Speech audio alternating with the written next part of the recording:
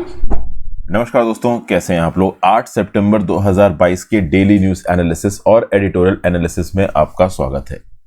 आपको a very very happy Onam. ठीक है ना, तो आज के ओनम के दिन पे आपको शुभकामनाएं। देखते हैं कौन कौन सी इंपॉर्टेंट न्यूज डिस्कस करने वाले हैं। एक न्यूज तो ये है कि एयर क्वालिटी मैनेजमेंट को लेके मिलियंस ऑफ जॉब्स इंडिया के अंदर रिक्वायर्ड है। एक्चुअली में बहुत सारी जॉब्स हैं भी, बट उनकी ट्रेनिंग प्रॉपर तरीके से नहीं हो पा रही है। तो इसको समझेंगे। यहाँ पे एक बड़ा अच्छा ग्राफिक दिखा रखा है कि एयर पॉल्यूशन को देख के पेड़ बोल रहा है कि मैं अब ज्यादा मैनेज नहीं कर पाऊंगा भैया, और पॉल्यूशन मत करो। तो एक तो ये न्यूज है। इंडिया बांग्लादेश ने गंगा वाटर्स को लेके एक पैनल बनाया। और भी क्या बातचीत हुई है मोदी जी और शेख हसीना जी के बीच में, उसके बारे में बात करेंगे। सेंटर स्टेट्स की मदद करेगा फाइनेंशियल और टेक्निकल रिसोर्सेज देके नेशनल एजुकेशन पॉलिसी को इंप्लीमेंट करने के लिए। स्कूलों को पैसा दिया जाएगा सब्जेक्ट टू सम कंडीशंस। ये न्यूज क्या है इसको देखेंगे। कोल प्लांट्स को यहां पे थोड़ा एक्सटेंशन दिया गया है डी पॉल्यूशन इक्विपमेंट्स को लगाने के लिए। रह के पिछले कुछ सालों में कोल पावर प्लांट्स अपने अंदर पॉल्यूशन को कम करने के लिए जो इक्विपमेंट्स लगाते हैं, उस डेडलाइन को बार बार एक्सटेंड कर रही है सरकार। इस बात को लेकर एनवायरमेंटलिस्ट नाराज हैं, अपना व्यू पॉइंट देख रहे हैं, इसको देखेंगे। और पीएम श्री स्कूल्स को अप्रूव किया है यूनियन कैबिनेट ने। तो ये सब चीजें हम लोग यहां पे समझने की कोशिश करेंगे। उसके साथ साथ एडिटोरियल्स में इन्फ्लेशन कंट्रोल की जो आइडियोलॉजी है ये ओवरऑल फ्लॉड है। पुराने समय की इकोनॉमिक टेक्निक्स को आज के समय पे जब हम इंप्लीमेंट कर रहे हैं, हम नहीं कर पाएंगे। सप्लाई चेन डिसरप्शंस, आरबीआई और बाकी देश की दुनिया की सेंट्रल गवर्नमेंट्स के आप कह लो इन्फ्लेशन टारगेटिंग मैकेनिज्म में कंपनसेट नहीं हो सकता। इन्फ्लेशन टारगेटिंग कभी भी सप्लाई चेन साइड को इफेक्ट नहीं कर सकता। तो ये क्या बोल रहे हैं इसको देखेंगे। उसके बाद जॉइंट स्पेस एक्सरसाइज होनी चाहिए इंडिया यूएस के बीच में, इसके बारे में बात की जा रही है। चिली ने जो नया कॉन्स्टिट्यूशन रिजेक्ट किया उसके रिस्पेक्ट में एक आर्टिकल है। इंडिया और बांग्लादेश में 1971 में जो बांग्लादेश को आजाद कराया था इंडिया ने, इसके कंटेक्स्ट में एक आर्टिकल है। तो कुल मिला के 4 आर्टिकल्स मैं आपके साथ डिस्कस करने वाला हूं। थोड़ा टाइम कंस्ट्रेंट है इसलिए 4 इंपॉर्टेंट आर्टिकल, जिसमें से इन्फ्लेशन कंट्रोल और ज्वाइंट स्पेस एक्सरसाइज, ये 2 मुझे थोड़े ज्यादा इंपॉर्टेंट लगे, इसलिए मैं इसको टेकअप कर रहा हूं। वर्ड ऑफ द डे देख लेते हैं, पायस। पायस मतलब कि रिलीजन के अंदर एक डीप बिलीफ दिखाना, एक गहरा भरोसा दिखाना धर्म के अंदर। तो धर्म में गहरा विश्वास प्रदर्शित करना, भक्त बनना, धर्म परायण करना, इसको आप पायस बोलते हो। ठीक है भाई। चलिए, GS paper 3 environmental reports. Million jobs needed for India's air quality management says I forest report. तो एक थिंक टैंक है I forest, international forum for environment sustainability and technology.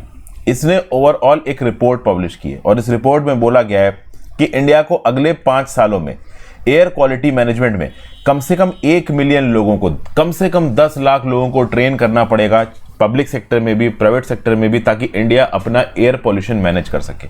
तो अपने एयर पॉल्यूशन को मैनेज करने के लिए इंडिया को पब्लिक सेक्टर प्राइवेट सेक्टर सब में मिला के 10 लाख से ज्यादा लोगों को ट्रेनिंग देनी पड़ेगी। ये जो पब्लिक रिपोर्ट पब्लिश की गई है, it has been published to mark the 3rd International Day of Clean Air for Blue Skies. United Nations Environment Program Natural Resources Defense Council के साथ कोलैबोरेट करके मनाता है 3rd International Day of Clean Air for Blue Skies। तो इस particular दिन पे ही ये रिपोर्ट पब्लिश की गई है। अब रिपोर्ट का टाइटल क्या है तो नोट्स में आप इनकॉर्पोरेट कर लो, हालांकि इस प्रकार की चीजों को याद करना मुश्किल हो जाता है। रिपोर्ट का टाइटल कुछ ज्यादा ही बड़ा है। Jobs for clean air, national programme for capacity development of air quality management. ये रिपोर्ट ये बोलती है कि एक नेशनल लेवल का प्रोग्राम चाहिए ताकि सारे स्टेक होल्डर्स, चाहे सिटी पे लेवल पे एडमिनिस्ट्रेशन हो, स्टेट गवर्नमेंट हो, सेंट्रल गवर्नमेंट की एजेंसीज हो, प्राइवेट सेक्टर हो, एनजीओ हो, मीडिया हो, इन सबके पर्सनल्स को ट्रेनिंग देनी पड़ेगी कि कैसे एयर पॉल्यूशन को रोकना है। तो देखिए, इस प्रकार की अब न्यूज आपको कैसे काम आएगी। आई फॉरेस्ट थिंक टैंक ने अपनी रिपोर्ट, और रिपोर्ट का पूरा अगर आप नाम लिखते हो, jobs for clean air national programme for capacity development of air quality management, ने यह पॉइंट आउट किया है कि इंडिया को अगले 5 सालों में एयर क्वालिटी मैनेजमेंट में कम से कम 10 लाख लोगों को ट्रेनिंग देनी है, तब जाके ओवरऑल हम एयर क्वालिटी मैनेजमेंट कर पाएंगे, ऐसा बोला है। तो ये जो एक पर्टिकुलर स्टेटमेंट है ना, ये अगर किसी आपके मेंस के आंसर में आता है, ये डेफिनेटली आपके कुछ नंबर को बढ़ा सकता है।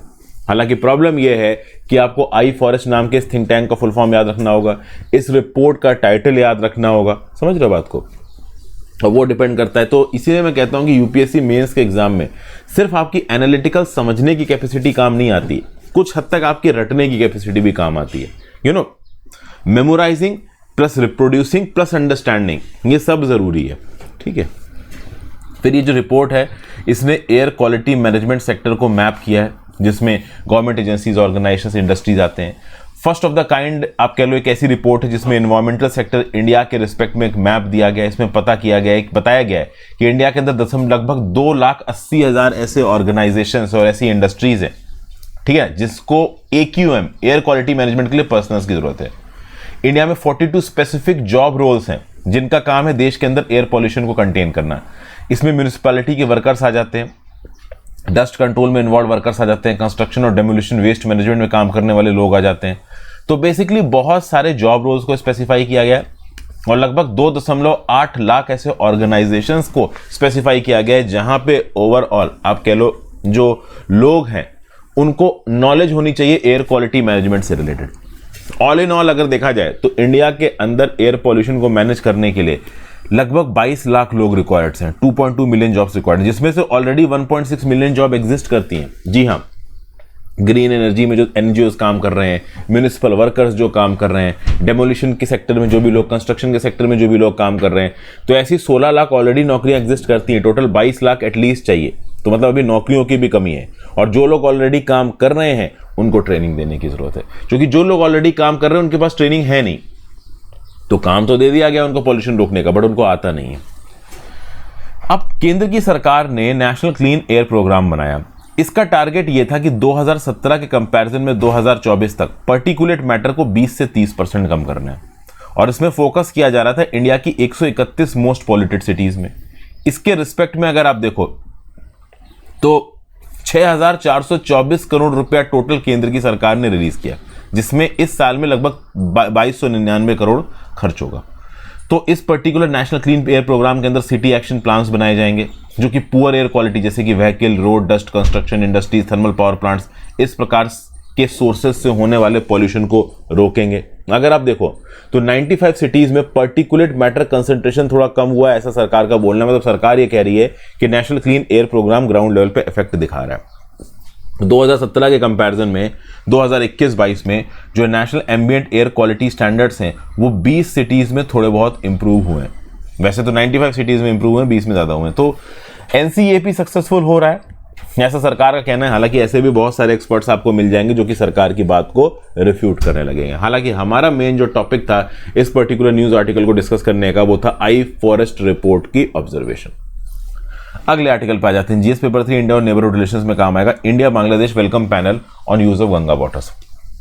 देखिए, इंडिया और बांग्लादेश ने बोला है कि हम खुश हैं कि एक जॉइंट टेक्निकल कमेटी बनाई गई है जो इस बात के ऊपर स्टडी करेगी कि बांग्लादेश के अंदर जो गंगा का पानी जा रहा है उस गंगा के पानी को किस प्रकार से इस्तेमाल किया जा रहा है। प्रधानमंत्री शेख हसीना जी बांग्लादेश के इंडिया के अंदर आई हैं और इनके विजिट के तीसरे दिन पे ये स्टेटमेंट यहाँ पे इशू किया गया। तो जो जॉइंट टेक्निकल कमेटी बनेगी गंगा में, ये one of the several initiative से जो कि साइन हुए हैं जब शेख हसीना जी इंडिया के अंदर आई। एक जो सबसे इंपॉर्टेंट एग्रीमेंट था तीस्ता वाटर एग्रीमेंट, वो यहाँ पे साइन नहीं हो पाया, लेकिन कुशियारा वाटर एग्रीमेंट, फेनी रिवर एग्रीमेंट, बहुत से रिवर एग्रीमेंट साइन भी हुए हैं। तो कुल मिला के अगर आप देखो ये जॉइंट टेक्निकल कमेटी गंगा के पानी के इस्तेमाल पे रिव्यू करने के लिए बनाई क्यों जा रही है, तो इसके लिए आपको समझना पड़ेगा कि गैंगेज वाटर शेयरिंग ट्रीटी 1996 में साइन हुई थी इंडिया बांग्लादेश के बीच में। इसमें बोला गया था कि गंगा का कितना पानी इंडिया की तरफ से बांग्लादेश के अंदर छोड़ा जाएगा।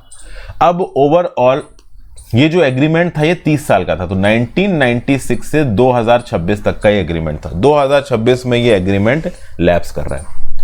अब ओवरऑल इस एग्रीमेंट की टर्म्स एंड कंडीशंस को बांग्लादेश ने माना और कुछ हद तक इंडिया ने माना कि नहीं माना, इस बात को रिव्यू करने के लिए जॉइंट टेक्निकल कमेटी बनाई जा रही।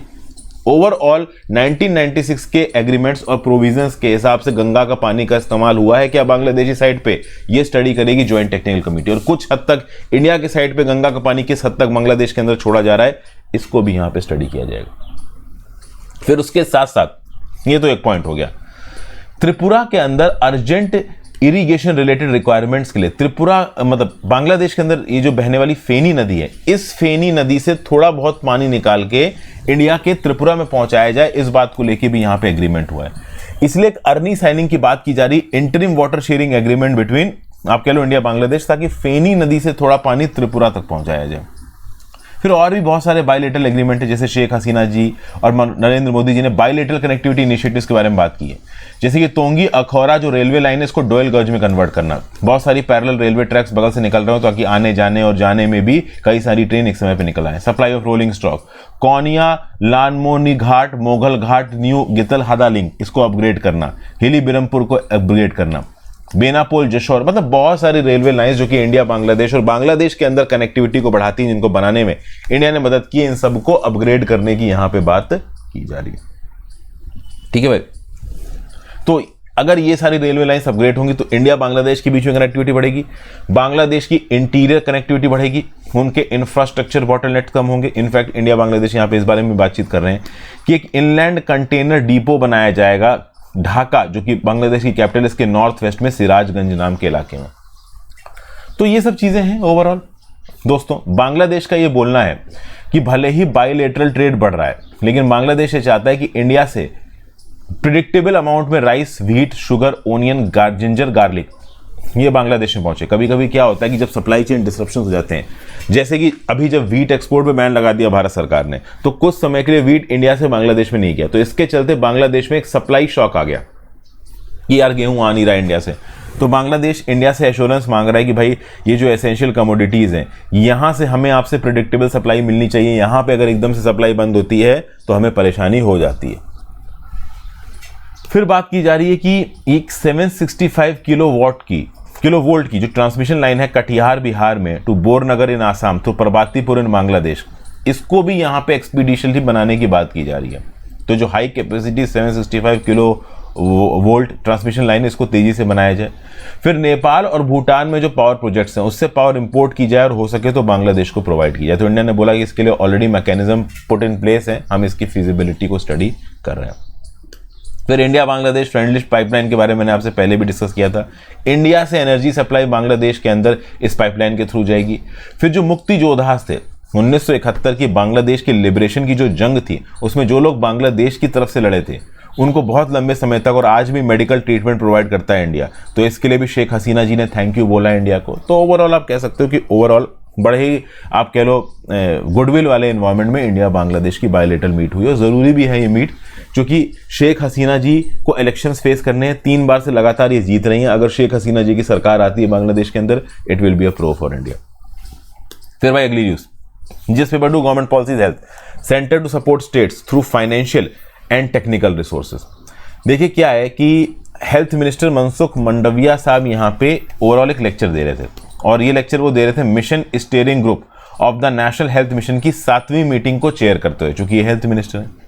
अब इन्होंने बोला कि भैया हेल्थ में केंद्र की सरकार और राज्य की सरकार के बीच का कोऑर्डिनेशन बहुत जरूरी, खासकर डिलीवरी में, हेल्थ केयर डिलीवरी मतलब हेल्थ की फैसिलिटीज को लोगों तक पहुंचाने में केंद्र की सरकार और राज्य की सरकार दोनों का कंबाइंड इनिशिएटिव जरूरी है। तो केंद्र की सरकार राज्य की सरकारों को फाइनेंशियल मदद भी देगी, टेक्निकल मदद भी देगी, ताकि हेल्थ प्रोग्राम्स को ग्राउंड लेवल पे इंप्लीमेंट किया जा सके, क्वालिटी हेल्थ केयर को लोगों तक पहुंचाया जा सके। फिर जो 7th MSG हुई है, mission steering group of the national health mission, इसमें सिकल सेल डिजीज के ऊपर ही बात हुई है। मिशन मोड में सिकल सेल स्क्रीनिंग प्रोग्राम चलाया जाएगा, उसके साथ साथ नेशनल टीबी एलिमिनेशन प्रोग्राम चलाया जाएगा। टीबी को 2025 तक इंडिया से एलिमिनेट करने का टारगेट है, इसी के थ्रू इंप्लीमेंट किया जाएगा। फिर भाई कॉस्टिंग नॉर्म्स के ऊपर बातचीत हुई नेशनल एम्बुलेंस सर्विसेज में, मोबाइल मेडिकल यूनिट्स में, इनके ऊपर जो खर्चा आएगा कौन कितना करेगा। फिर भाई आशा एक्रेडिटेड सोशल हेल्थ एक्टिविस्ट को इंसेंटिवाइज किया जाएगा ताकि ये आभा अकाउंट्स बनाए। आभा अकाउंट्स क्या होता है? Ayushman Bharat health account. इसके अंदर ओवरऑल आपकी सारी बीमारियों का कच्चा छुट्टा एक सेंट्रलाइज पोर्टल में होगा, कोई भी डॉक्टर पढ़ के आपकी बैकग्राउंड मेडिकल हिस्ट्री को समझ जाएगा। तो इस कंटेक्स्ट में अगर आप देखो तो नेशनल हेल्थ मिशन को प्रायोरिटाइज कर रही है केंद्र की सरकार और राज्य की साथ कोऑपरेशन बढ़ाने की कोशिश कर रही है। नेशनल हेल्थ मिशन को 2013 में लॉन्च किया गया था। पहले एग्जिस्ट करता था नेशनल रूरल हेल्थ मिशन, 2005 में लॉन्च हुआ था। एक एग्जिस्ट करता था नेशनल अर्बन हेल्थ मिशन, 2013 में लॉन्च हुआ था। इन दोनों को मिलाकर 2015 में कर दिया गया national health mission. National health mission के अंदर बहुत सारे सब कंपोनेंट्स हैं, जैसे कि reproductive, maternal, neonatal, child and adolescent health, RMNCH+A। ये कम्युनिकेबल, नॉन कम्युनिकेबल डिजीज के लिए भी यहाँ पे बहुत से अरेंजमेंट्स किए गए।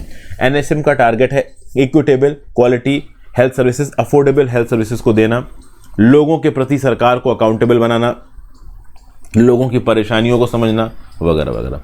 यहां पे सिकल सेल डिजीज के प्रति फोकस किया जा रहा है। देखिए इंडिया में लगभग 1.5 लाख पेशेंट्स हैं सिकल सेल डिजीज के, और कह सकते हो 88% of the sickle cell anaemia जो केसेस है ना एशिया में, वो इंडिया के अंदर है। ज्यादातर ये disease eastern Gujarat, Maharashtra, Madhya Pradesh, Chhattisgarh, western Odisha, Nilgiri hills से नॉर्थ तमिलनाडु और केरला के पॉकेट्स में एग्जिस्ट करता है, और मेनली ट्राइबल कम्युनिटीज में, और ट्राइबल कम्युनिटीज में चिल्ड्रन में भी है। और अगर एक बच्चे को सिकल सेल डिजीज हो गई तो मोर्टेलिटी फैक्टर बहुत ज्यादा है। 20% ट्राइबल बच्चे अगर उनको सिकल सेल डिजीज है तो वो 2 साल की उम्र से पहले ही मर जाते हैं, और 30% ट्राइबल बच्चे एडल्ट होने से पहले 18 साल की उम्र से पहले मर जाते हैं अगर उनको सिकल सेल डिजीज है। तो sickle cell disease is actually a big danger for our tribals, especially tribal children. तो इसको प्रोटेक्ट करना बहुत ज़्यादा ज़रूरी है। इसीलिए अगर आप देखो तो कुल मिला के नेशनल हेल्थ मिशन के अंदर केंद्र की सरकार और राज्य की सरकार के बीच के कॉपरेशन को बढ़ाने की बात की जा रही है। फिर next, union cabinet approves PM Shri schools scheme. GS paper 2 government policy education news आपको काम आएगी, काफी इंपॉर्टेंट न्यूज है। PM school for rising India, इसको फुल फॉर्म दिया गया है PM Shri scheme. Union cabinet ने इसको अप्रूव कर दिया है, और नेशनल एजुकेशन पॉलिसी 2020 और जो भी 2022 कह लीजिए इसको, वैसे तो नेशनल एजुकेशन पॉलिसी 2020 में आई थी, धीरे धीरे नेशनल एजुकेशन पॉलिसी को इंप्लीमेंट किया जा रहा है, तो जो भी इसकी सब यूनिट्स इंप्लीमेंट किया जा रहा है उसको एनईपी 2022 बोला जा रहा है। तो भैया सरकारी स्कूलों को मॉडल स्कूल में बदलना, तो एनईपी के प्रोविजंस के हिसाब से पढ़ाया जाए सरकारी स्कूलों में, ताकि वो अपने आप को मॉडल स्कूल में कन्वर्ट कर सकें। ये टारगेट है पीएम श्री स्कूल का, पीएम श्री स्कीम का, और इस स्कीम के चलते केंद्र की सरकार द्वारा राज्य की सरकारों को पैसा दिया जाएगा। तो as a centrally sponsored scheme इसको इंप्लीमेंट किया जाएगा, मतलब केंद्र की सरकार और राज्य की सरकार दोनों खर्चा करेंगी। केंद्र की सरकार ज्यादा खर्चा करेगी। टोटल खर्चा इसका 27,360 करोड़ होगा फ्रॉम 2022-23 टू 2026-27, जिसमें से केंद्र की सरकार खत्म करेगी 28,128 करोड़। लगभग 14,500 स्कूल्स को ट्रांसफॉर्म किया जाएगा मॉडल स्कूल्स में। लेकिन यहां पे कुछ कंडीशंस हैं। यहां पे केंद्र की सरकार राज्य की सरकार को पैसा तब देगी जब राज्य की सरकार तैयार है नेशनल एजुकेशन पॉलिसी के रिकमेंडेशंस को इंप्लीमेंट करने के लिए। हमारे देश में ऐसे बहुत से राज्य हैं जो कि नेशनल एजुकेशन पॉलिसी के रिकमेंडेशंस को नहीं मानते।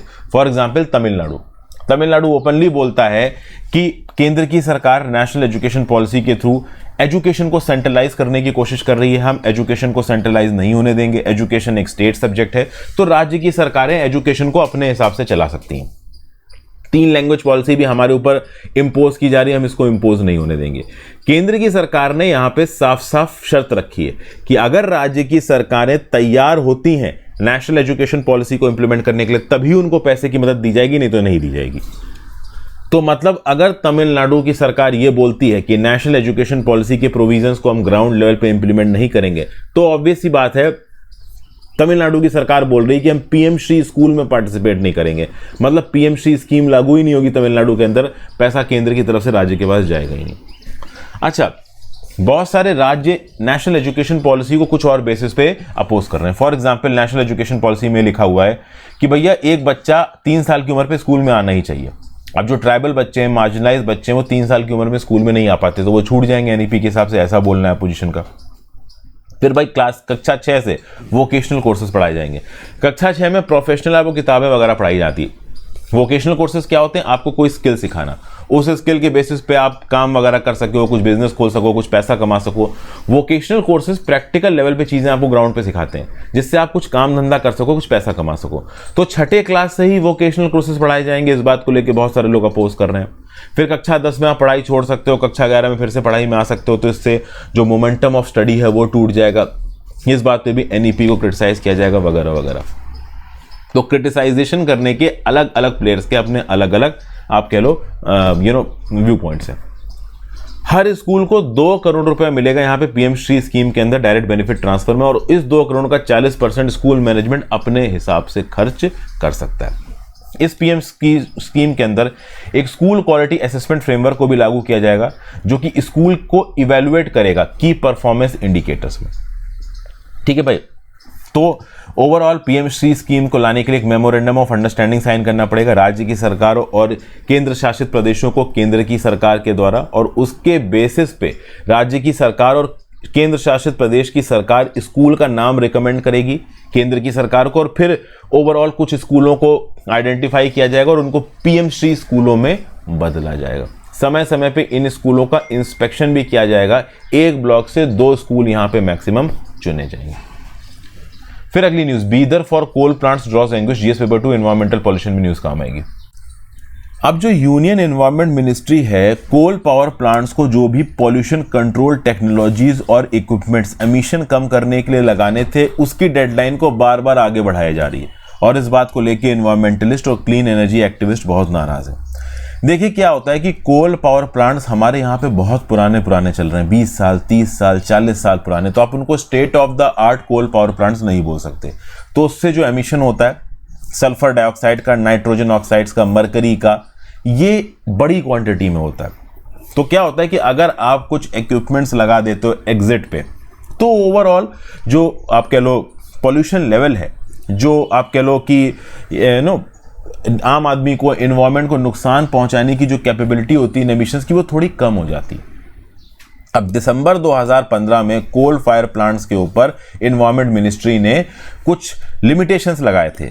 इनको दिसंबर 2017 तक का टाइम दिया गया कि आप कुछ ऐसे इक्विपमेंट्स लगा दो जिससे पॉल्यूटेंट्स कम हो जाए, और अलग अलग टाइमलाइंस रखी गई थी। दिल्ली एनसीआर के लिए अलग टाइमलाइन रखी गई थी, दिल्ली एनसीआर के 10 किलोमीटर के रेडियस में जो पावर प्लांट्स आते हैं उनके लिए अलग टाइमलाइन, देश के अलग अलग हिस्सों में अलग टाइमलाइन, जो क्रिटिकल पॉल्यूशन हॉटस्पॉट्स हैं उनके आसपास अलग टाइमलाइन। तो अगर आप देखो तो दिसंबर 2017 टाइमलाइन रखी गई शुरुआत में, उसको 2022 तक एक्सटेंड कर दिया गया। दिल्ली एनसीआर के लिए पहले नॉर्मल के लिए टाइमलाइन 2022 रखी गई थी, दिल्ली एनसीआर के लिए 2020 रखी गई थी। लेकिन दिल्ली एनसीआर के भी सारे पावर प्लांट्स, ऐसा नहीं है कि सभी पावर प्लांट्स ने नहीं लगाए, कुछ पावर प्लांट्स, लगभग 4% पावर प्लांट्स ने इस प्रकार के इक्विपमेंट्स को लगा दिया है। लेकिन ज्यादातर 55% ने अभी तक कुछ भी नहीं किया, वो मैं डिटेल स्टैटिस्टिक्स आपको बताऊंगा। तो कुल मिला के लगातार केंद्र की सरकार इन पावर प्लांट्स के अगेंस्ट एक्शन लेने के बजाय इनकी डेडलाइंस को आगे एक्सटेंड करती चली जा रही है। जैसे कि for example 10 kilometre radius of Delhi NCR, इसमें जो पावर प्लांट्स आते हैं इनके लिए डेडलाइन थी दिसंबर 2022, अब उसको 31 दिसंबर 2024 कर दिया गया। क्रिटिकली पॉल्यूटेड एरियाज के 10 किलोमीटर के रेडियस में जो पहले डेडलाइन थी, ठीक है, वो 2023 थी, 31 दिसंबर 2023, उसको 31 दिसंबर 2025 कर दिया गया। उसी प्रकार से इंडिया में जो बाकी पावर प्लांट्स हैं उनके लिए डेडलाइन थी 31 दिसंबर 2024, उसको 31 दिसंबर 2026 कर दिया गया। तो इस बात को लेकर जो एनवायरमेंटलिस्ट है वो नाराज है, कह रहे हैं कि यहाँ पे सरकार सीरियस तरीके से चीजों को इंप्लीमेंट नहीं कर रही है। और कई पावर प्लांट्स तो ऐसे हैं जो कि 31 दिसंबर 2027 को रिटायर करने वाले हैं, मतलब इनकी लाइफ साइकिल ही खत्म हो गई है। तो इन पावर प्लांट्स के लिए यूनियन एनवायरमेंट मिनिस्ट्री ने बोला कि ठीक है भाई, आप चाहो तो फ्लू गैस डीसल्फराइजेशन का इक्विपमेंट मत लगाओ। सल्फर डाइऑक्साइड जो तुम्हारे एमिशंस हो रहे हैं उसको जो रोकने के लिए आप फ्लू गैस डीसल्फराइजेशन का जो इक्विपमेंट लगाते थे, अब मत लगाओ। अगर आपका पावर प्लांट 31 दिसंबर 2027 तक खत्म हो रहा है तो आपको बस क्या करना है कि सेंट्रल पॉल्यूशन कंट्रोल बोर्ड को एक नोटिफिकेशन देना है, सेंट्रल इलेक्ट्रिसिटी अथॉरिटी को एक नोटिफिकेशन देना है, ओवरऑल आपको एक्सटेंशन दे दिया जाएगा, आपको फ्लू गैस डीसल्फराइजेशन का इक्विपमेंट लगाने की जरूरत ही नहीं है।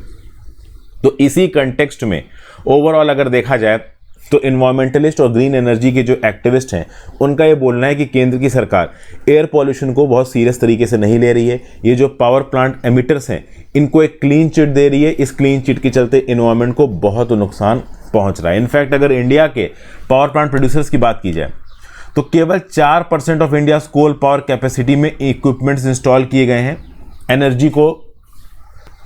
एनर्जी एमिशंस के पॉल्यूटेंट्स को कम करने के लिए। 41% इंस्टॉल कैपेसिटी ने वेंडर्स आइडेंटिफाई किए जिससे इक्विपमेंट खरीद के लगाए जाएंगे, मगर अभी इक्विपमेंट लगाए नहीं गए, और 55% ने तो अभी तक कुछ किया ही नहीं है। दिसंबर 2015 में नॉर्म्स आए थे, ये आज के नॉर्म्स नहीं है। दिसंबर 2015 में बोला गया था कि दिसंबर 2017 तक इंप्लीमेंट करो, आज हम 2022 में चल रहे हैं और एनवायरमेंट मिनिस्ट्री लगातार एक्सटेंड की जा रही है। इसका देखिए एक सिंपल रीजन है दोस्तों, जर्मनी जैसी कंट्रीज जो कि कोल पावर प्लांट्स इस्तेमाल ही नहीं करते थे वो फिर से कोल पावर प्लांट्स चालू कर रहे हैं। क्यों? क्योंकि रशिया से गैस कितनी आएगी, कितने लंबे समय तक आएगी, इस बात पे क्लैरिटी नहीं है। तो जब दुनिया भर के पावर प्लांट्स कोल पावर को कम करने के लिए कुछ नहीं कर रहे हैं तो इंडिया के अंदर भी सरकार बहुत प्रैग्मेटिक स्टेप ले रही है। नो डाउट उन कोल पावर प्लांट से जो एमिशन होता है वो एनवायरमेंट को बहुत नुकसान पहुंचाता है, बट इंडिया की डेवलपमेंटल एक्सरसाइज के लिए जरूरी है। अगर हम आज की डेट में कोल पावर प्लांट नहीं इस्तेमाल करते हैं तो बाकी कंट्रीज धड़ल्ले से इस्तेमाल, या तो पूरी दुनिया ना इस्तेमाल करे, तो इंडिया के ऊपर भी एक मॉरल ऑब्लिगेशन होगा। इंडिया के ऊपर कोई मॉरल ऑब्लिगेशन नहीं है, दुनिया धड़ल्ले से इस्तेमाल कर रही है, उन्होंने पहले भी किया था, वो आज भी कर रहे हैं। तो इंडिया अगर अपने इस इस्तेमाल को रोकता है तो अपनी डेवलपमेंटल आप कह लो प्रायोरिटी और ग्रोथ ट्रेजेक्ट्री से अलग हटेगा। जो कि ओवरऑल डेवलपमेंट के लिए अच्छा नहीं है। हालांकि इन्वायरमेंटल फैक्टर तो देखो यहाँ पे है, इन्वायरमेंटल हैजार्ड्स बहुत सारे हमें चारों तरफ देखने को मिल रहे हैं, तो इस प्रकार के स्टेप इन्वायरमेंटली सस्टेनेबल नहीं है। फिर अगला, Xi Putin hold to set talks in Uzbekistan summit, GS paper 2 international relations. देखिए क्या है कि भैया एससीओ की समिट होने वाली उज्बेकिस्तान के अंदर, नरेंद्र मोदी जी भी जाएंगे, जी जिनपिंग भी जाएगा, व्लादिमीर पुतिन भी जाएंगे। जी जिनपिंग 2020 में मिड जनवरी 2020 में म्यांमार गया था, उसके बाद से जी जिनपिंग ने चाइना को छोड़ा नहीं। इनकी हेल्थ वगैरह खराब रही है, पैंडेमिक रिलेटेड लॉकडाउन लगे हैं। अब पहली बार ऐसा होगा कि चाइना से निकल के कजाकिस्तान 14 सितंबर एससीओ समिट को अटेंड करने जाएगा जी जिनपिंग। व्लादिमीर पुतिन यहां पे उनसे मिलेंगे। नो लिमिट्स रिलेशनशिप को दोनों लीडर्स ने यहां पे अफर्म किया, ठीक है ना भाई। एससीओ समिट होने वाली 15 सितंबर को और 16 सितंबर को। तो जी जिनपिंग कजाकिस्तान के प्रेसिडेंट कासिम जोमार्ट टोकायेव से मिलेगा 14 सितंबर को, बहुत सारे एग्रीमेंट्स यहां पे साइन होंगे। मोदी जी भी यहां पे प्रेसिडेंट होंगे। अब इंडियन चाइनीज ऑफिशियल्स ने कंफर्म नहीं किया है कि क्या मोदी जी की मीटिंग जी जिनपिंग के साथ होगी या नहीं होगी। देखिए मुश्किल ही है, क्योंकि लाइन ऑफ एक्चुअल कंट्रोल पे जो कुछ भी चाइना ने किया है, इंडिया ने साफ साफ अल्टीमेटम दिया है कि जब तक तुम ये करोगे तब तक रिलेशन नॉर्मलाइज नहीं हो सकते। लेकिन चाइना कहीं से भी रिलेशन नॉर्मलाइज करने के मूड में लग नहीं रहा है। एससीओ की बात की जाए तो एससीओ को चाइना, रशिया और 4 central Asian states Kazakhstan, Kyrgyzstan, Uzbekistan, Tajikistan ने मिलकर बनाया था। तो ये फाउंडिंग मेंबर्स हैं। इंडिया पाकिस्तान ने ग्रुप को 2017 में ज्वाइन किया। नीचे कमेंट बॉक्स को बताओ कि एससीओ में टोटल कितने मेंबर्स हैं, और अभी तक मैंने जितने मेंबर्स के नाम लिए हैं इनके अलावा भी क्या कोई है एससीओ में मैंने जिसका नाम नहीं लिया हो। फिर ऐसा बताया जा रहा है कि ईरान भी जल्दी एससीओ ज्वाइन करेगा, ठीक है ना। जो समरकंद समिट है वहां पे एक डॉक्यूमेंट सबमिट किया जाएगा जो ईरान के ऊपर ऑब्लिगेशंस डालेगा कि आपको ये फुलफिल करना है मेंबरशिप लेने के लिए। बेलारस का एक्सेशन प्रोसेस भी शुरू हो सकता है, बेलारस भी यहां पे एससीओ ज्वाइन करने के मूड में। फिर एससीओ की समिट अगले साल इंडिया में होगी। एससीओ का पहला tourism and cultural capital identify किया गया है वाराणसी को। ये इंफॉर्मेशन बहुत इंपॉर्टेंट है, किसी वन लाइनर में आपसे किसी भी एग्जाम में पूछी जा सकती है। आ जाते हैं भाई डेली एडिटोरियल्स पे। डेली एडिटोरियल का पहला एडिटोरियल है how ideology muddled inflation control in India. देखिए मैं आपको ये आर्टिकल बता रहा हूं, काफी अच्छा आर्टिकल है और इसका सिर्फ सार बताऊंगा। वैसे तो उसमें बहुत कुछ लिख रखा है, लेकिन जो मेन क्रक्स कोर है इस आर्टिकल का वो बताऊंगा। रिजर्व बैंक ऑफ इंडिया ने ये अनाउंस किया है कि अगले 24 महीनों में हम 4% तक का जो टारगेट लेवल है इन्फ्लेशन का वहां तक पहुंच जाएंगे। अब क्या है कि पिछले 34 कंसेक्यूटिव महीने से इंडिया के अंदर इन्फ्लेशन आप कह लो 4% से ज्यादा है। मतलब पिछले 34 महीनों से reserve bank of India fail कर रहा है 4% तक इन्फ्लेशन को रखने के लिए। और अब reserve bank of India officially बोल रहा है कि 24 महीने और लगेंगे। मतलब आप कह लो लगभग लगातार 5 सालों में 4% की इन्फ्लेशन टारगेटिंग यहां पे आरबीआई नहीं कर पाया। ये तो इंडिया की बात हुई। फिर यूनाइटेड स्टेट्स और यूनाइटेड किंगडम में भी बहुत ज्यादा इन्फ्लेशन चल रहा है, डबल डिजिट्स में इन्फ्लेशन है वहां पे। हालांकि पिछले 34 महीनों से उनका इन्फ्लेशन नहीं बढ़ा हुआ है, लेकिन अभी जो सप्लाई चेन शॉक्स के चलते यूनाइटेड किंगडम और यूएस में इन्फ्लेशन बहुत ज्यादा है। वहां की जो सेंट्रल बैंक है वो भी इसको कंट्रोल नहीं कर पा रही। तो सबसे खास बात यह है कि ये जो रिजर्व बैंक ऑफ इंडिया हो गया, यूएस का फेडरल रिजर्व हो गया, यूके और यूरोप की बाकी कंट्रीज की जो सेंट्रल बैंक्स हो गई, वहां की जो आरबीआई हो गई, जब इनका मैंडेट ही है इन्फ्लेशन को कंट्रोल करना, और अगर ये इन्फ्लेशन को नहीं कंट्रोल कर पा रही है तो इनके होने का मतलब क्या है। ये जो सेंट्रल बैंक है इनको बनाया इसलिए गया है कि मॉनेटरी पॉलिसी को सुधारें, इन्फ्लेशन टारगेटिंग करें। तो जब ये इन्फ्लेशन टारगेटिंग कर ही नहीं पा रही है तो इनकी इफेक्टिविटी और एफिशिएंसी के ऊपर सवाल खड़ा होगा, बिल्कुल खड़ा होगा। अब अगर आप देखो तो इन्फ्लेशन को ये क्यों नहीं कंट्रोल कर पा रही, इसको पुलाप्रे बालाकृष्णन साहब एक्सप्लोर कर रहे हैं। एंग्लो अमेरिकन इकोनॉमिक्स में पिछली 1 शताब्दी में देखा गया है कि इन्फ्लेशन टारगेटिंग को एक प्रीमाइस के ऊपर सेट किया गया है। 1930 में जब ओवरऑल ग्लोबल फाइनेंशियल क्राइसिस आई, यूएस में डिप्रेशन आया, उस समय पे यूएसएसआर पे कोई फर्क नहीं पड़ा। तो ग्रेट डिप्रेशन के बाद इकोनॉमिस्ट के ऊपर ये रिस्पॉन्सिबिलिटी डाली गई कि भाई आप तरीके बताओ इस प्रॉब्लम से निकलने के। तो एक पब्लिकेशन आया जेम कीन्स की तरफ से, इसने पब्लिश की the general theory of employment, interest and money, और इसमें सोशलाइजेशन ऑफ इन्वेस्टमेंट की बात की गई। मतलब हर चीज आप कैपिटलिज्म के हिसाब से मत करो, थोड़ा बहुत सोशलाइजेशन भी करो। मतलब सारा इन्वेस्टमेंट इकोनॉमी में प्राइवेट प्लेयर करेगा, ये कहीं नहीं लिखा है। जब प्राइवेट इन्वेस्टमेंट इकोनॉमी में ना आ रही हो, जब प्राइवेट प्लेयर्स के पास सेंटिमेंट अच्छा ना हो, पॉजिटिव ना हो पैसा खर्च करने के लिए, तो सरकार को आना चाहिए और पैसा खर्च करना चाहिए और इकोनॉमी को एक अपवर्ड पुश देना चाहिए।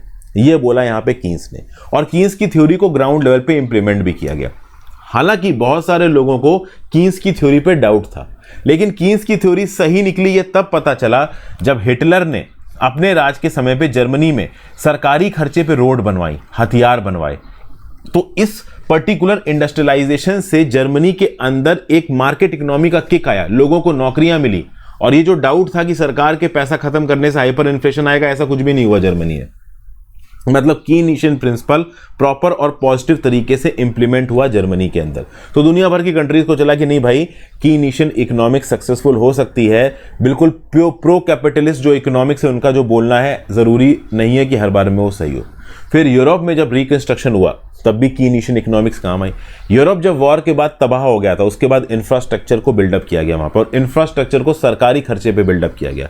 तो शुरू में तो यूरोप बहुत तेजी से डेवलप हुआ, लेकिन 1970s में ऑयल शॉक आए। तो ऑयल एक्सपोर्टिंग कंट्रीज थी, उन्होंने मिलके ओवरऑल ऑयल के दाम बढ़ा दिए। तो दुनिया भर में इन्फ्लेशन के हालात से बढ़ते नजर आए। तो इस चीज को कैसा रोका जाए, इस चीज के ऊपर क्वेश्चन उठा। तो मिल्टन फ्रीडमैन करके एक इकोनॉमी सामने आया, इकोनॉमिस्ट। देखिए क्या है, कीनीशियन इकोनॉमिस्ट ने भी 1970s के ऑयल शॉक्स और इन्फ्लेशन क्राइसिस को टैकल करने के लिए कुछ आइडियाज दिए, लेकिन कीनीशियन इकोनॉमिक्स के आइडियाज को नहीं माना गया। प्री कीनीशियन इकोनॉमिक्स से पहले का जो एरा था, वहां का एक इकोनॉमिस्ट था जिसका नाम मैंने आपको बताया, मिल्टन फ्रीडमैन। ठीक है ना भाई। तो 1970s के शॉक्स को हैंडल करने के लिए सामने आया मिल्टन फ्रीडमैन, और मिल्टन फ्रीडमैन ने बोला कि भाई आप अनएम्प्लॉयमेंट को टारगेट मत करो। जो प्रो कीनीशियन इकोनॉमिस्ट थे उन्होंने बोला कि अनएम्प्लॉयमेंट को टारगेट करो, जिन लोगों के पास नौकरियां नहीं उनको नौकरियां देने की कोशिश करो। लेकिन मिल्टन फ्रीडमैन ने बोला कि नहीं भाई, अनएम्प्लॉयमेंट से दूर रहे सेंट्रल बैंक केवल एक चीज पे फोकस करे और वो है इन्फ्लेशन, महंगाई। तो सिर्फ इन्फ्लेशन पे फोकस करोगे तो कुछ ना कुछ अच्छा कर पाओगे। तो अब ओवरऑल मिल्टन फ्रीडमैन के आइडिया के हिसाब से काम किया गया, लेकिन आज की डेट में 2022 के समय पे वो पर्टिकुलर आइडिया काम नहीं आने वाला है। आज की डेट में जो भी क्राइसिस हमारे सामने खड़ी हुई है, इन्फ्लेशन टारगेटिंग का कंसेप्ट उसको सॉर्ट आउट नहीं कर पाएगा। दुनिया भर में चाहे यूएस हो चाहे यूके हो, और यूएस यूके के बाद इंडिया ने भी यूएस यूके की कुछ हद तक इकोनॉमिक पॉलिसीज को अडॉप्ट किया, लेकिन ये इकोनॉमिक पॉलिसीज, खासकर ये जो रन अवे इन्फ्लेशन को इन्फ्लेशन टारगेटिंग के थ्रू कम करने वाली जो पॉलिटिक्स है, जो पॉलिसी है, इकोनॉमिक पॉलिसी, वो सक्सेसफुल नहीं हो रही है। समझ गए। आज की डेट में आप देखो ऑयल के, फूड के, हर चीज के दाम दुनिया भर के मार्केट में बढ़े हुए हैं। और ये क्यों बढ़े हुए हैं? ये इसलिए बढ़े हुए हैं क्योंकि भाई सप्लाई चेन शॉक आ रखा है इकोनॉमी में। तो इस सप्लाई चेन शॉक के चलते आप क्या करोगे? क्या होता है कि जब इन्फ्लेशन बढ़ता है तो रेपो रेट बढ़ा दिया जाता है, बेंचमार्क पॉलिसी रेट बढ़ा दिया जाता है। तो जब बेंचमार्क पॉलिसी रेट है तो central bank schedule commercial bank को ज्यादा इंटरेस्ट पे पैसा देगा, शेड्यूल कमर्शियल बैंक लोगों को ज्यादा इंटरेस्ट पे पैसा देगा, लोग कम पैसा लेंगे। लेकिन ये सिनेरियो तब काम करेगा जब सप्लाई चीजों का इनफ क्वांटिटी में है। यूक्रेन वॉर के समय पे सप्लाई रुक गई है, यूक्रेन के अंदर भी गुड्स हैं, रशिया के अंदर भी गुड्स हैं, बट ये गुड्स एक्सपोर्ट नहीं हो पा रहे हैं ड्यू टू अ वॉर। ऐसा नहीं है कि गुड्स है नहीं, गुड्स हैं बट एक्सपोर्ट नहीं हो पा रहे हैं। तो चूंकि ये यूक्रेन रशिया से एक्सपोर्ट नहीं हो पा रहे हैं तो इंटरनेशनल मार्केट में कमी हो गई। अब इस पर्टिकुलर प्रॉब्लम के साथ डील करने के लिए प्रॉपर मैकेनिज्म अवेलेबल नहीं है कन्वेंशनल इन्फ्लेशन टारगेटिंग में। तो सेंट्रल बैंक के बस की बात ही नहीं है इस प्रकार के सप्लाई चेन शॉक से डील कर पाना। तो यूक्रेन वॉर के चलते जो भी इकोनॉमिक कंडीशंस यहां पे खड़ी हो गई हैं, और कुछ हद तक कोरोना पैंडेमिक में भी लॉकडाउन लग गया, इकोनॉमी खुली ही नहीं है, गुड्स एक्सपोर्ट नहीं हो रहा, पूरा शंघाई लॉकडाउन में लग गया, चाइना की सरकार ने बोला हम कुछ एक्सपोर्ट नहीं करेंगे। तो ऐसे सिनारियों में सेंट्रल बैंक कुछ कर ही नहीं सकता। आरबीआई कह लो, आप यूके का सेंट्रल बैंक कह लो, फेडरल रिजर्व कह लो, यूएसए का, ये कुछ कर ही नहीं सकते। सेंट्रल बैंक की बस की नहीं है यहां पे कुछ कर पाना। तो ये जो कन्वेंशनल इन्फ्लेशन टारगेटिंग जो बताई जाती है ना मैक्रो इकोनॉमिक पॉलिसी के अंदर, ये कुछ कंटेक्स्ट में आके बिल्कुल बेकार हो जाती है, इसका कोई इफेक्ट नहीं होता है। और आज की डेट में जो यूक्रेन वॉर और कोविड पैंडेमिक है, ये एक्चुअली में वन ऑफ दोस इवेंट्स है। तो ये यहाँ पे इकोनॉमी के रिस्पेक्ट में समझाने की कोशिश की गई। आई होप आपको चीजें थोड़ी बहुत समझ में आई। फिर अगला आर्टिकल है विनायक दालमी और विंद्रा कपूर का, time for a joint space exercise. देखिए क्या है, इंडिया एक बड़ी डिफेंस पावर है और इंडिया यूएस मिलिट्री कॉपरेशन चल रहा है। हर फील्ड में इंडिया यूएस मिलिट्री कॉपरेशन है, चाहे वो एयरफोर्स हो, चाहे वो नेवी हो, चाहे वो आर्मी हो। एक और स्पेस है जहां पे होना चाहिए और वो है स्पेस सेक्टर। देखिए इंडिया और यूएस जॉइंट मिलिट्री डील्स करने वाले हैं ओली उत्तराखंड में। ओली 10,000 फीट की ऊंचाई पे और लाइन ऑफ एक्चुअल कंट्रोल से केवल 95 किलोमीटर दूर है। तो इस बात को लेकर चाइना ने थोड़ा अपोजिशन भी दिखाया, बट इंडिया यूएस रुकने वाले नहीं है। तो नो डाउट ओवरऑल इंडिया की जो डिफेंस पार्टनरशिप है वो एक अलग ही लेवल पे आ रही है, लेकिन बेस्ट ये रहेगा कि यूएस इंडिया एक joint space military exercise conduct करें। इससे एक तो इंडिया की जो डिफेंस पार्टनरशिप है यूएस के साथ वो बढ़ेगी, दूसरा चाइना के प्रति एक स्ट्रांग मैसेज जाएगा, तीसरा क्वाड में एक वाइडर मैसेज जाएगा। अभी के लिए इंडिया यूएस के बीच में हो रहा है defence technology and trade initiative. इस इनिशिएटिव के अंदर इंडिया और यूएस एक दूसरे के साथ इंगेज कर रहे हैं। अगर इस पर्टिकुलर इनिशिएटिव के अंदर एक ज्वाइंट स्पेस मिलिट्री ड्रिल हो जाती है तो अपने आप में डीटीटीआई के मैकेनिज्म को बहुत तगड़ा पुश मिलेगा। स्पेस के फील्ड में लंबे समय में इंडिया की केवल सिविलियन एजेंसीज ही इन्वॉल्व थी, for example Indian Space Research Organisation. लेकिन 2019 में इंडिया ने अपना स्टैंस बदला। इंडिया ने मिशन शक्ति के अंदर एक एंटी सैटेलाइट मिसाइल लॉन्च की और ओवरऑल एक सैटेलाइट को ध्वस्त कर दिया। हालांकि उसके बाद इंडिया को क्रिटिसाइज बहुत किया गया था। इंडिया ने जो ध्वस्त किया सैटेलाइट, उसके चलते बहुत सारा मलबा ऑर्बिट में घूमने लगा। नासा ने क्रिटिसाइज किया इंडिया को, बहुत सारे लोगों ने इंडिया ने क्रिटिसाइज किया। बट कहीं ना कहीं इंडिया ने अपनी एंटी मिसाइल टेस्ट कैपेबिलिटीज को यहां पे डिस्प्ले किया। तो इस प्रकार की कैपेबिलिटी यूएस के साथ ज्वाइंट तरीके से अगर इंडिया डिस्प्ले करता है तो वो अपने आप में इंडिया की धाक को पूरी दुनिया में दिखाएगा। फिर tri services defence space agency launch की गई है। तो सिविल स्पेस में जो इंडिया के स्पेस सेक्टर को समझा जाता था वो अब मिलिट्री स्पेस में भी पहुंच चुका है। Defence space research agency India ने लॉन्च की है। डिपार्टमेंट ऑफ साइंटिफिक आप कह लो अफेयर्स, ये जो है ये स्पेस बेस्ड वेपन्स बना रहा है, ऐसे स्पेस बेस्ड वेपन्स जिनको लॉन्च किया जा सके लैंड वाटर एयर हर जगह से। अगर इंडिया और यूएस ग्राउंड पे ड्रिल्स कर रहे हैं, लैंड में, एयर में, सी में, तो क्यों ना स्पेस में ड्रिल करें। अगर स्पेस में ड्रिल करते हैं तो एक तो जो डीटीटीआई है जिसको थोड़ा मोरिबोंड समझा जा रहा है वो फिर से एक्टिवेट हो जाएगा। इंडिया के पास एंटी सैटेलाइट मिसाइल कैपेबिलिटीज और ज्यादा बढ़ेंगी। ओके, तो इस प्रकार से चाइना थोड़ा नर्वस होगा, ऐसा यहां पे ऑथर बोलने की कोशिश कर रहा है। अच्छा, ऐसा नहीं है कि चाइना अपनी कैपेबिलिटीज डेवलप नहीं हो रहा है। चाइना के पास भी एंटी मिसाइल टेस्ट कैपेबिलिटीज हैं। ओवरऑल दुनिया भर की और कंट्रीज भी अपनी कैपेबिलिटीज डेवलप करी। 2021 में फ्रांस ने एस्टेरिक्स नाम की अपनी फर्स्ट मिलिट्री स्पेस एक्सरसाइज की। चाइना सिस लूनर स्पेस लॉन्च कर रहा है, ठीक है ना। परमानेंट प्रेजेंस मून पे स्थापित करने की कोशिश कर रहा है 2024 तक। चाइना रशिया आपस में स्पेस के रिस्पेक्ट में एक दूसरे के साथ इंगेज कर रहे हैं। तो कहीं ना कहीं इंडिया यूएस को भी साथ में इंगेज करना चाहिए। लेकिन यहाँ पे कुछ इश्यूज हैं। अगर इंडिया ऐसा करता है यूएस के साथ मिलके तो चाइना प्रोवोक होगा, ये पहली चीज होगी। दूसरा, चाइना पाकिस्तान को इंडिया के अगेंस्ट प्रोवोक करेगा, ये दूसरी चीज होगी। तीसरा, ये जो कोर कमांडर्स की मीटिंग हो रही है लाइन ऑफ एक्चुअल कंट्रोल पे, ये डीरेल हो सकती है। चौथा, यूनाइटेड स्टेट्स को ट्रस्ट नहीं किया जा सकता, ठीक है ना। फिर अगर इंडिया यूएस के साथ मिलकर स्पेस में ड्रिल्स करता है तो दुनिया भर में स्पेस को मिलिटराइज करने की जो एक्टिविटीज है वो बहुत तेजी से आगे बढ़ने लगेंगी। बट ये सब तो वैसे भी होने ही वाला है आगे, तो क्यों ना इंडिया इस बात की शुरुआत करे। फर्स्ट मूवर एडवांटेज इंडिया क्यों खोए, इस बात को यहां पे पॉइंट आउट कर रहा है ऑथर, ठीक है। फिर Congress and the Tharoor factor से रिलेटेड एक आर्टिकल है, स्पिरिट ऑफ 1971। इंडिया और बांग्लादेश के रिस्पेक्ट में, अगर बांग्लादेश की प्राइम मिनिस्टर शेख हसीना आई है, यहाँ पे पहली बार कोई वाटर शेयरिंग एग्रीमेंट 26 साल में पास हुआ है। 74 ट्रांस बाउंड्री रिवर्स के रिस्पेक्ट में बात की जा रही है। फेनी रिवर से 1.82 क्यूसेक्स ऑफ पानी इंडिया के त्रिपुरा में भेजा गया है। 1996 का गंगा वाटर ट्रीटी का रिव्यू यहाँ पे होना है, करंट अफेयर्स मैंने आपको बताया। तो बहुत सारे एग्रीमेंट्स यहाँ पे शेख हसीना जी और मोदी जी के बीच में साइन किए गए। तीसरा एग्रीमेंट यहाँ पे 2011 का साइन नहीं हो पाया, रीजन मीन कि वेस्ट बंगाल की गवर्नमेंट को अभी भी इससे बहुत ज्यादा प्रॉब्लम है। बट फिर भी हम आप कह सकते हो कि जो शेख हसीना जी की विजिट है ये बिल्कुल फेल्योर नहीं है, ये अभी भी सक्सेस है। शेख हसीना जी को कुछ ना कुछ ग्राउंड लेवल पे फॉरेन पॉलिसी में करना है, रीजन बीइंग कि उनको एक इलेक्शन फेस करना पड़ रहा है। शेख हसीना जी ने बोला है कि बांग्लादेश की एफडीआई में इंडिया का प्रोपोर्शन बहुत कम है, इंडिया ज्यादा इन्वेस्ट करेगा अगर बांग्लादेश के अंदर तो बहुत अच्छा होगा। 2 special economic zones Indian companies के लिए मोंगला और मिरसराई नाम की जगह पे बांग्लादेश के अंदर बनवाए जा रहे हैं। 2021 में मोदी जी बांग्लादेश गए थे, 2017 में शेख हसीना आई थी, 2022 में आई थी। तो नो डाउट जो ट्रेंड है इंडिया बांग्लादेश के अंदर पॉजिटिव है।